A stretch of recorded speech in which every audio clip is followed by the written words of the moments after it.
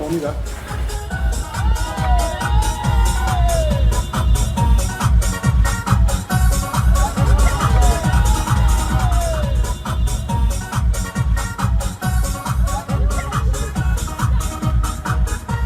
Alors cette idée de film, elle est venue en découvrant le texte que Ravachol avait écrit pour son procès en fait.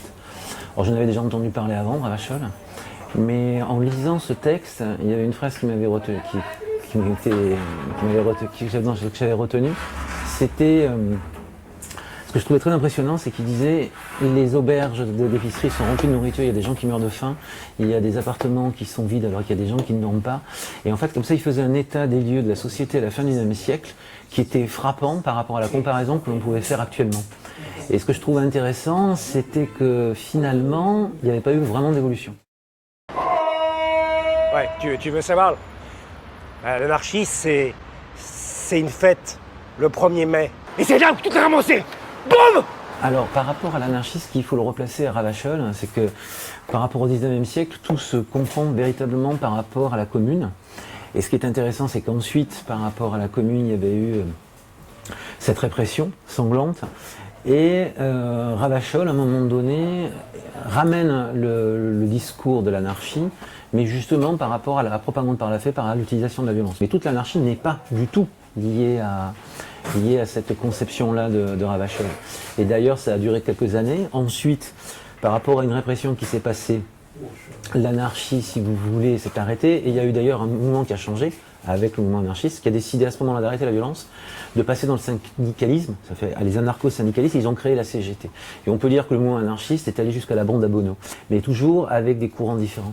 Ensuite, sous le terme de anarchie, ça reste soit un terme global sur lequel on veut tout placer comme c'est du n'importe quoi, soit au contraire, véritablement à l'origine, qui faisait partie aussi de la première internationale. C'est une conception du monde qui prend à la fois en principe l'individu, mais aussi au sein du collectif. Et ce que je trouve aussi, c'est la modernité. C'est-à-dire que même actuellement, quand on parle justement du respect homme-femme, on peut constater que dès les discours de l'anarchie, dès Ravachol, justement, il y a cette idée qu'effectivement, la femme n'appartient pas à l'homme, qu'on doit remettre en question le rapport, effectivement, d'époux et de soi-disant de possession de l'homme par rapport à la femme, l'amour libre, etc. Ce que je trouve intéressant, c'est que même s'il y a pu y avoir ensuite des baisses, c'est-à-dire des retours, comme la guerre d'Espagne, etc., on peut comparer maintenant. Après, il y a pu y avoir aussi Action Directe, quand on parle de Jean-Marc Rouillon dans les années 70 et tous ces mouvements-là. On ne peut pas éviter de remarquer qu'aujourd'hui, quand avec la réémergence, par exemple, des Black Blocs, qu'il y a un lien direct par rapport à ça, avec le mouvement anarcho-libertaire qui a évolué, qui a eu des évolutions, et qui maintenant se teinte aussi par rapport à des conceptions, à des idées écologistes. Mais on peut dire que le mouvement anarchiste a vraiment été le plus important à un moment donné à cette question entre la commune et, la fin et le début jusqu'à 14-18, début du XXe siècle. Il y a eu des disparitions et des remontées, mais effectivement il y a une cohérence avec différents courants. Et après, moi, il y a des partis auxquels je vote, par exemple, ce qui est une chose qui pourrait tout à fait être contre les bases pures de l'anarchie, mais je pense qu'il y a des choses qui sont fondamentales et qui sont extrêmement riches et source d'instruction et de réflexion par rapport même à la période actuelle. Ne reculez pas! Si vous reculez aujourd'hui, vous reculerez toujours! Toujours! Je te salue, ô compagnon sublime, qui fit trembler les tyrans aux abois. Ton souvenir reste dans nos poitrines,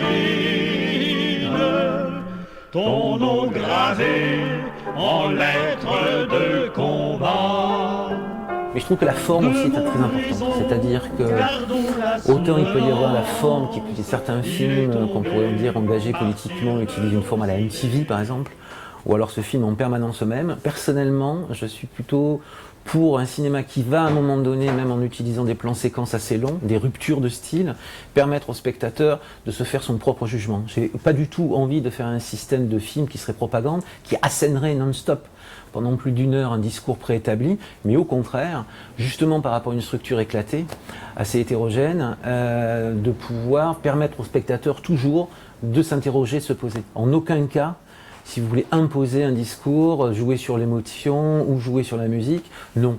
Au niveau du montage, par exemple, les scènes, une fois je les ai tournées, pour changer effectivement de position à l'intérieur du film, et au meilleur, dans la meilleure solution de l'idée que je veux faire passer. C'est-à-dire que c'est pas le scénario roi au départ, mais la chose s'adapte et ensuite il y a une remise en question au niveau du montage.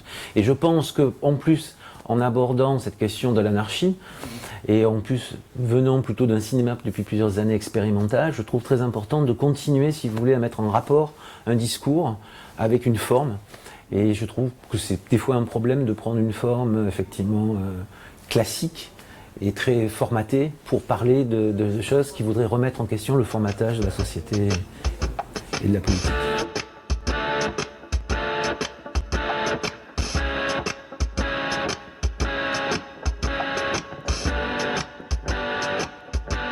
Et c'est comment arriver à faire passer les différentes idées de formes différentes pour justement amener quand même quelque chose d'une réflexion tout en jouant quand même sur quelque chose qui n'est pas régulier. Et c'est vrai que comme au bout d'un moment donné, on ne sait jamais ce qui va suivre comme prochaine scène, c'est ce qui permet, si vous voulez, un intérêt plus grand, plutôt que de tomber dans quelque chose de linéaire qui se serait déroulé. C'est quelque chose que j'essaie de travailler depuis un certain temps, que je compte faire pour la suite.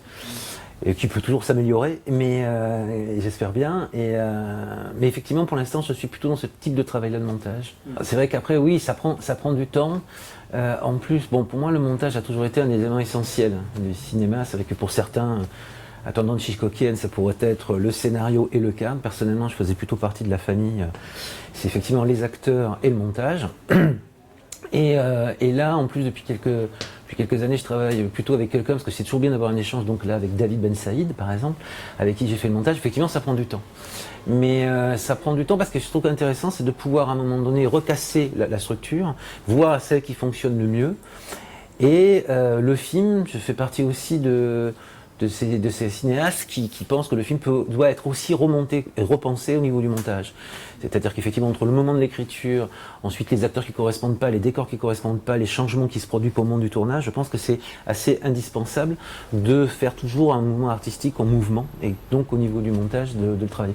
Et effectivement, je suis tout à fait pour que ça dure le temps qu'il faille et que ça prenne le plus de temps possible.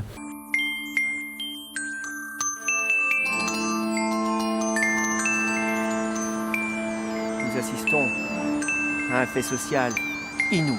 Je vais tuer les gens qui sont dans la répression. Je vais tuer les chefs de la répression. Parce que votre histoire de non-violence et de non-organisation, c'est un moyen aussi de noyer le poisson.